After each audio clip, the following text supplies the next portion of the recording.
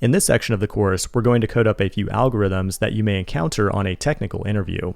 We'll start by looking at the problem, and I would encourage you to try to solve this problem on your own before watching the actual video. If your goal is to get a job as a JavaScript developer in the real world, you'll definitely encounter algorithm problems on technical interviews at some point in your career. The reality is that these problems aren't especially useful when it comes to building apps, but you need to practice over and over again to train your brain how to solve them when they come up in a real-time setting. In this section of the course, we'll be using Node.js, so the only thing you need at this point is just a JavaScript file and Node.js installed on your system. I'm using Node version 18 for this course, however, any modern version of Node should work fine. Open up the terminal and run node flag v to figure out which version you're running right now. And if it's not currently installed or you want to use a different version, I would highly recommend using Node Version Manager or NVM. So here's our first problem.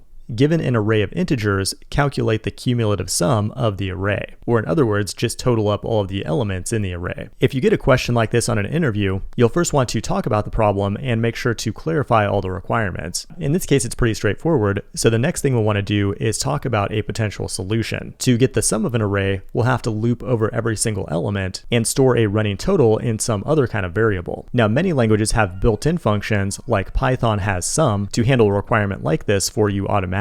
In JavaScript, the array has a variety of built-in functions, like for each, that allow you to loop over it, then run a callback function for every single element in the array. We could use for each here, but in our case, there's actually a better function called reduce that takes the array and reduces it to a single value. And in our case, we're looking to reduce it to the sum. The callback function contains two values, an accumulated value and the current value in the loop. As we loop over the array, we want to add the current value to the accumulated value, and by the time it gets to the end, that will give us the total sum. And lastly, we'll use 0 as a second argument for the starting value, which will start at 0. Congratulations, you just solved the problem. However, the interviewer may ask you to do it without using one of JavaScript's built-in array methods. In that case, we'll take a different approach by creating our own custom function called sum that takes an array as an argument. We'll first need a variable to store the total. Notice how I'm using let and not const because we're going to be updating this total as we go through the loop. If it were const, we would not be able to reassign a different value. From there, I'm going to set up a traditional for loop, which is a pattern you'll find in virtually every programming language. We have variable I that starts at 0. The loop will continue iterating while I is less than the array length. Then for each iteration, we will increment I by 1. Now inside the braces, we can run code for each iteration of the loop.